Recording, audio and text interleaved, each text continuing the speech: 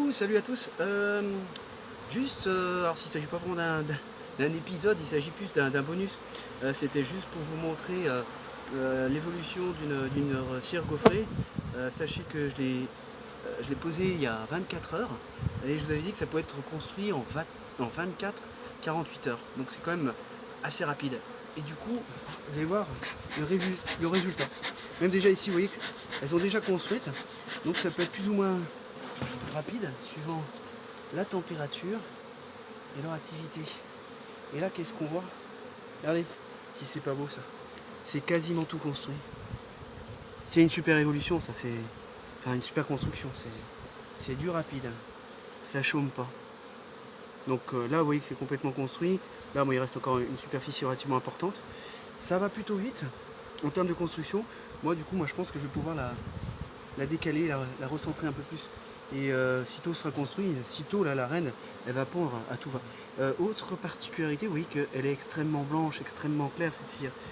Donc ça c'est la construction, hein, je le précise bien, des abeilles. Et elle est extrêmement claire parce qu'il n'y a pas encore eu de couvain dedans, il n'y a pas trop d'impureté, de saleté, parce que bien entendu au fur et à mesure où il y a du couvain, qu'on met du pollen, etc., au fur et à mesure, toute la cire se salit. Donc là on a vraiment une belle cire. Et ça c'est vraiment très important de renouveler tous les ans 2, 3, voire 4 cadres de cire, enfin en fonction aussi de l'état actuel. Là j'ai de la cire qui n'est pas trop vieille ici, sauf peut-être ce cadre et ce cadre là. Donc voilà. Donc qu'est-ce que je vais faire? Donc c'est pas la peine d'aller surtout les emmerder. Je vais juste décaler. Donc ça c'était juste un petit bonus, c'était pour vous montrer ça. Ce qu'il faut savoir, c'est que là, je la visite au bout de 24 heures, c'est pas top. Hein. Je vous ai dit que à la fois les. Alors, je vais voir s'il n'y a pas la reine quand même. Normalement, elle n'est pas là. Parce que je vais le poser autre part, le cadre. Non, c'est bon, il n'y a pas de reine. Donc, oui, je le pose ici. Hop. Dans un endroit pas trop sale. Hop, bien sûr. Et oui, alors ce que je disais pour suivre ma conversation, là, suivre mon sujet. J'ai plus de fumée, il marche pas très bien mon truc. J'ai mal allumé. Il faut faire des visites qui sont les plus courtes possibles. Tiens, vers toi, hop, dehors. Voilà. Des visites de courte durée, mais aussi ne pas trop multiplier ces visites. Donc là, j'ai vraiment exceptionnellement pour vous, c'est vrai que je ne vais pas aller voir tous les jours une ruche, ou surtout éviter de faire une visite complète tous les jours. Ça là, c'est encore plus à venir. Parce que parfois, on est obligé de venir au bout de 24-48 heures, juste pour faire une action et une seule, et pas plus. Un peu comme ça aujourd'hui. Hein. Ça aurait pu attendre la fin de la semaine. Alors vous voyez là la différence, c'est un cadre qui est tout sale, qui est beaucoup plus sombre. Et là, bon, peut-être qu'on ne le voit pas au soleil, mais ça c'est du cadre de couvain ouvert. Alors elle aussi, elle est particulièrement forte. Elle est forte. Et je pense que je vais faire la même chose que pour les deux autres ruches. Je vais rajouter une grille à reine et une hausse. Voilà. C'était la seule chose que je voulais vous montrer. Peut-être que j'ai autre chose à vous montrer un peu plus loin, à un autre endroit, avant de clôturer, cet épisode bonus. Alors, regardez encore là un peu ici. Parce que comme je suis derrière la caméra, là, je vois à peu près ce qu'on voit. Ouais, c'est pas mal. Là d'ailleurs, il y a une alvéole. Ici, je vais vous la montrer. Oh, ils ont déjà mis du pollen là. On voit il est orange là. Est-ce qu'on voit bien ou pas? Ouais. Si, on voit bien. Donc ça fonctionne bien. Alors petit détail, comme vous voyez, finalement je l'ai pas mis là, j'ai mis directement là. Vu la vitesse à laquelle c'est en train de se construire, ça c'est du couvain qui est quasiment complet, qui est plein. Là, sitôt ça va être fini, là la reine elle va pondre, mais à toute allure. Donc autant déjà recentrer plus vite que prévu. Là j'ai confiance par rapport à ça. Donc du coup, même punition que... Est-ce que je suis bien? Attendez. Oui, c'est bon. Même punition. On va mettre donc une grille à reine. Enfin, c'est pas une punition, c'est une bonne chose, hein, pour qu'elle puisse se développer. On va mettre également une hausse. Et il faut bien entendu, comme il y a une grille à reine qui évite que la reine puisse monter, il faut quand même faire attention. Bon, la reine n'est pas là, mais bon, moi ce que je fais du coup... Hop, comme ça, je suis sûr que la reine sera forcément en bas. Voilà. Alors, autre chose que je voulais partager avec vous, c'est le fameux frelon asiatique. Cet insecte est invasif. Excusez-moi, fermez vos oreilles, mais c'est une véritable saloperie. C'est une espèce invasive et qui n'a strictement rien à faire en France. D'ailleurs, tiens, vous voyez là, on peut voir que les ouvrières sont capables de passer. Tiens, attendez, j'en ai coincé une en dessous. Que les faux bourdons normalement ne sont pas censés passer, mais la reine ne pourra pas passer. Je vais mettre la housse d'ailleurs.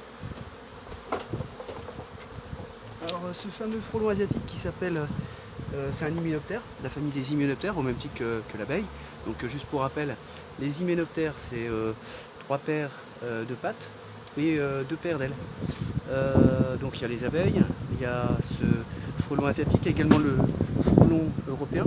Alors le frelon européen c'est le Vespa cabro et l'asiatique c'est le Vespa velutina nigritorax, je crois si je ne me trompe pas. Donc ces deux frelons sont différents. Celui qui est européen, bon, je ne vais pas rentrer dans le détail, je repasserai dessus ultérieurement. Le frelon européen, bon, on l'a chez nous et il se porte très bien. Le Vespa Velutina nigritorax, le fameux frelon asiatique qui vient de Chine, qui a été intégré en 2003 chez nous, il n'est pas fait pour vivre chez nous et du coup c'est une véritable plaie. Pour les différents apiculteurs, les ruchers, et même pas uniquement pour les abeilles, hein, ça bouffe aussi des mouches, tout autres insectes, etc. Faut pas se dire que ça ne vient que dans les ruches, pas du tout. Et puis son bol alimentaire, il change au fur et à mesure des saisons et de la période à laquelle il se trouve pour pouvoir se développer, et en fonction du développement du nid. Alors pourquoi je vous parle de ce fameux frelon asiatique, c'est parce que je viens de m'apercevoir à l'instant qu'il y en a un qui se baladait, une belle femelle fondatrice, un beau gros frelon. Et donc c'est le moment ou jamais de pouvoir mettre en place des pièges dits sélectifs. J'y reviendrai plus en détail parce que ça va prendre du temps pour expliquer tout ça. Et à mettre à certains moments, pas n'importe quel moment.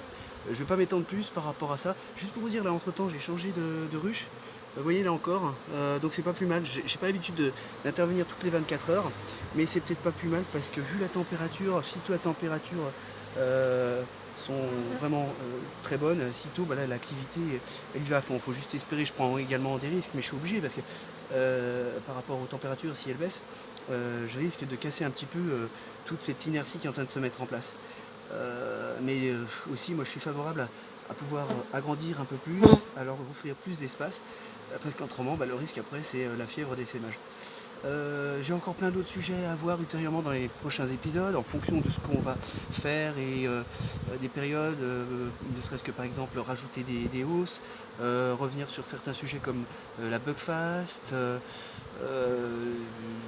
quelques éléments sur la cire. Enfin, j'ai pas mal de sujets au fur et à mesure. Je vais essayer d'être le plus... de ne pas trop revenir sur d'anciens sujets, peut-être que je me répéterai de temps en temps, mais bon, mon but c'est de faire une saison complète, je sais pas jusqu'à où, jusqu'à quand, et voilà. Bon, je vous dis à très bientôt, c'était juste un petit bonus entre guillemets dans cet épisode que j'avais pas prévu de faire, et puis je vous dis à très bientôt. Sachez que là on est en plein mois d'avril. Enfin, point mois d'avril, il vient de commencer, on est le 5 avril, dimanche 5 avril, donc il se peut que cette vidéo, en fait, vous la voyez en contre-temps. Je le signalerai de temps en temps par rapport à la période, parce que c'est vrai que quand on sera en juin, ce ne sera pas du tout la même chose. Si ça se trouve en juin, je posterai les vidéos en juillet ou août, sait-on jamais. Bon, je parle. Je vous laisse à vos occupations et à très bientôt, et très bonne fin de journée, portez-vous bien, salut.